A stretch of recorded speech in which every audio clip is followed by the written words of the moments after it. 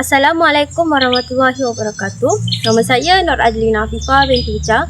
Nombor matrik E2025-1036354. Untuk tugasan ini, saya memilih sukan hoki. Dalam video ini, saya akan menerangkan falsafah kejuruteraan sukan dan menunjukkan satu dribble ataupun drill dalam sukan hoki yang berkaitan dengan tuntutan fisiologi sukan hoki. Kita lakukan demokrasi, kita kena mengetahui falsafah kejuruteraan. Bagi saya, falsafah kejuruteraan saya ialah keselamatan diutamakan. Saya percaya setiap sesi latihan mesti dijalankan dengan selamat. Sebagai contoh, pemanasan badan, peralatan digunakan dengan baik dan teknik yang betul. Ini dapat mengurangkan risiko kecederaan dan meningkatkan keyakinan diri pada atlet. Prinsip kedua ialah pembelajaran melalui proses. Saya percaya setiap pemain perlu belajar secara berperingkat. Fokus bukan hanya untuk menang tetapi meningkatkan kemahiran kita, disiplin dan keyakinan diri melalui latihan yang konsisten. Prinsip yang terakhir ialah berkomunikasi.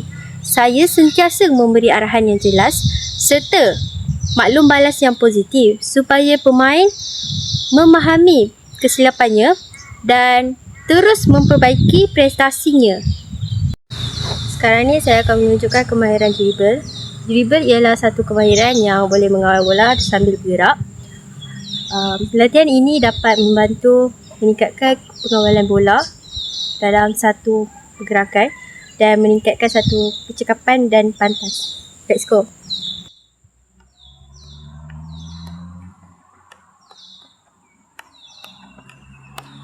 Saya akan jelaskan beberapa komponen fisiologi yang ada pada dribble hoki. So, yang pertama ialah agility. Agility ialah satu kelicikan.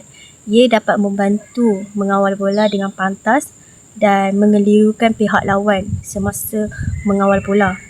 Dan yang kedua ialah speed, iaitu kelajuan. Pemain dapat mengawal bola untuk melepasi pihak lawan. Dan yang ketiga ialah coordination. Coordination ialah menyelaraskan mata, tangan dan kaki semasa mengawal bola. Dan yang terakhir ialah anaerobic power. Anaerobic power membolehkan pemain melakukan intensiti yang sangat tinggi dalam permainan ataupun mengawal bola. Sekarang saya akan tunjukkan kata kunci semasa waktu drill.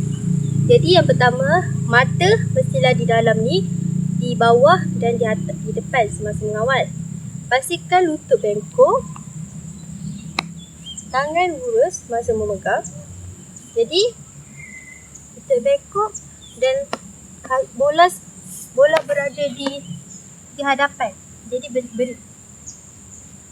seluruh bawah. Itu kata kunci untuk dribble hoki pada semasa lakukan tersebut.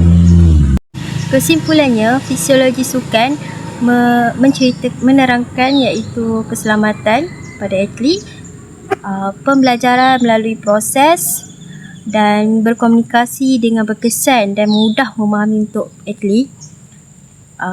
Kemahiran dribble pula melibatkan dengan agility, kelajuan, coordination dan anaerobik untuk pada atlet kita. Jadi dari kita sudah pengakhiran. Sekian, terima kasih pada saya.